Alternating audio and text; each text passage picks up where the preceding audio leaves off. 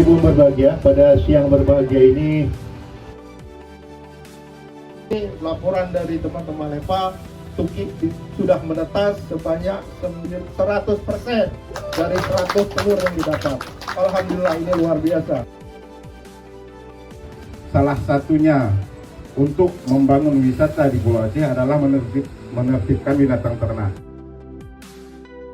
Yang betul-betul sangat bermanfaat ini, mudah-mudahan untuk Pulau Aceh khususnya, dan juga konservasi yang kita lakukan untuk penyu dan juga kelautan dan perikanan di sini. Bangga karena kita di sini, informasinya juga di sini kita ada 3 jenis: lekang, hijau, dan sisik dan belimbing.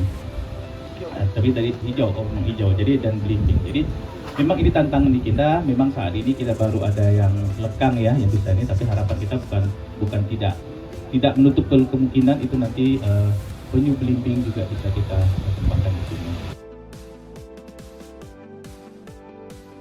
Ini ada OC sama samudra, sama aja sebenarnya ya.